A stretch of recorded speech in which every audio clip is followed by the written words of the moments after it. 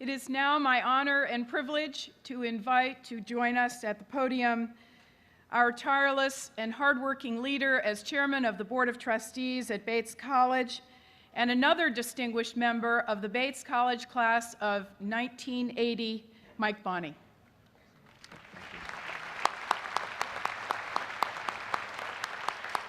Good morning, everyone. President Cable, I am honored to present one of the most important voices in American journalism, Gwen Ifill. As a daughter of an African Methodist Episcopal minister, Gwen was often told to act right all the time because someone's always watching. In Gwen's case, millions are watching and reading regularly. After early reporting jobs at major U.S. newspapers, Gwen moved to television news as chief congressional and political correspondent for NBC. She is now both senior correspondent for the PBS NewsHour and moderator and managing editor of PBS's Washington Week, and is now enjoying, as she has noted, the best of both journalistic worlds because public broadcasting combines the depth of print journalism with the compelling immediacy of broadcast television. We celebrate today not only the excellence Gwen has achieved in her chosen field, but also her remarkable ability to relate important information as it emerges to the larger global context, something our faculty do every day with our students through their research and teaching.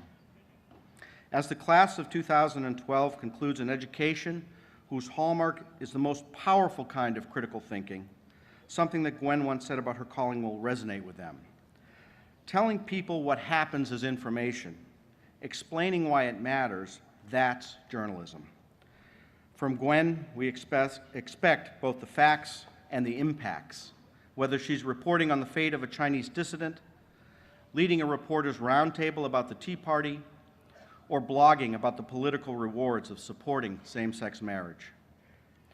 Social progress has rendered unremarkable the presence of African-American journalists on television. Yet Gwen would likely be the last one to tell you that we have achieved a truly post-racial America.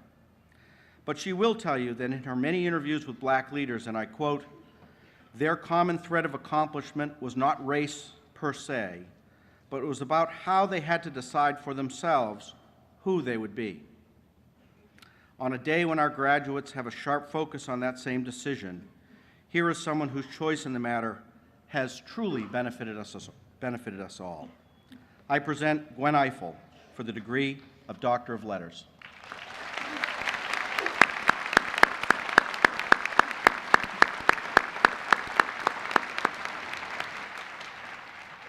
Gwen Ifill, for more than 3 decades, you have been a leader in helping us all truly understand the most significant developments of the day through reporting that in its depth, balance, and integrity fulfills the highest aspirations of journalism. Therefore, by the authority vested in me by the Board of Trustees, I hereby confer upon you the degree Doctor of Letters with all the rights, privileges, and responsibilities which here and everywhere pertain to this degree. Congratulations.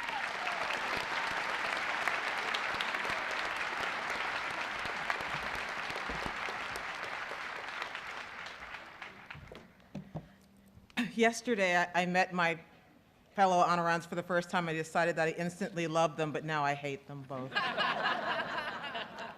With a deep and abiding passion that comes from being the third person in a row to speak. First of all, I want a show of hands. How many of you had more than 2 hours of sleep last night? You wusses. The rest of you were out? Or are you just saying that because your parents are watching? How many of you climbed the rock? Oh my goodness. Okay.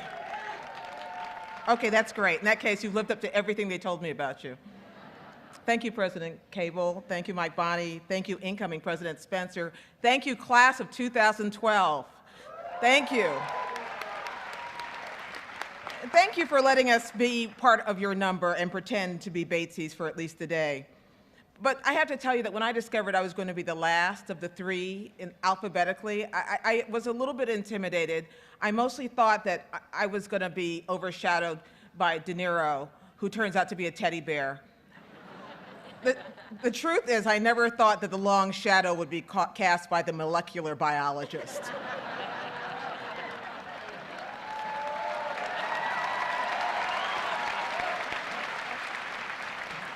Okay, you're applauding too much now. Still, I'm happy to be here. I'm happy to be at Bates because I love commencements. I love the feeling of the day. I love the weather you've arranged. I love the celebration of endings and of beginnings. I love the dancing at baccalaureate on this stage. I've never seen a processional to Motown before. I love that so many of the songs that you picked were from the 60s and 70s, which goes to prove that we really rule the world.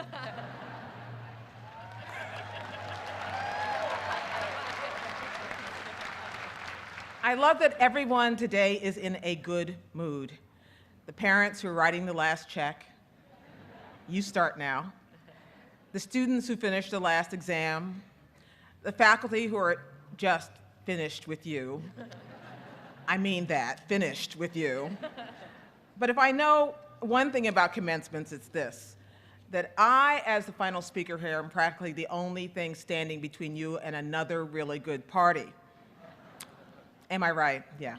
So I'm going to be brief. Oh yeah, somebody said. That's a little rude. Come on. Contain your enthusiasm. I'm going to be brief, I promise. I unlike Bob, I'm going to give you some advice, and it's a fairly simple piece of advice, and it is this. Look up. We're all looking down. We're all looking down as we walk, as we talk, as we text. How many of you are tweeting about this right now? You know? Yeah, see what I'm saying? Look up. Pay attention up here. Not long ago, I was walking down Pennsylvania Avenue in Washington on my way to our meeting at the White House, and I was looking down, texting the words, "I'm on my way." I misjudged the curb, and I fell flat on my face in the street. Now, I was fine, but I was humiliated, because only in Washington can you be helped to your feet by a Secret Service officer and an Assistant Secretary of Commerce. I'm not making this up. But I would have been fine if I had only looked up. And the colleague who I was texting to would have known I was on my way if he had only looked up. Not long after that, I was on my way to interview a presidential candidate in New Hampshire during the primary. My producer, who was driving, punched in the GPS the address of the hotel we were going to, and he studied it closely as we made our way. After a while, I looked out the window and I saw the hotel we were headed to right out the window, to the right, but the GPS was telling us to go to the left. I had to say to my producer, look up, look out. His first instinct, by the way, was to turn left anyway, but he thought his eyes were wrong, not the GPS. It's so much simpler to look down. Your feet are down there, our screens are down there, but our fears are down there too. If you look up and look away from the fear, you'll see the destinations that you're headed toward, and you'll see the opportunities. If you look up, and you will see the chance to speak and to act on behalf of the discouraged and the diminished. If you look up, you will see the expectations you set for yourself can only be exceeded by the expectations that we are setting for you here today.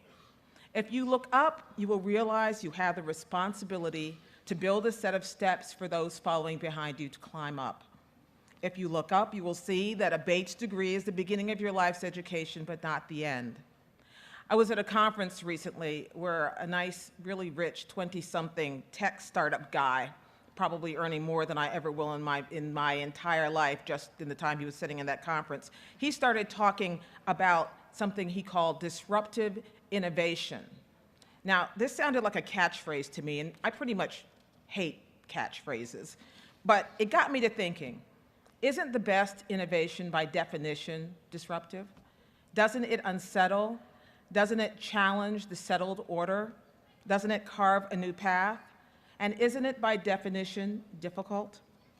Yes to all of the above. But is it worthwhile? Also yes.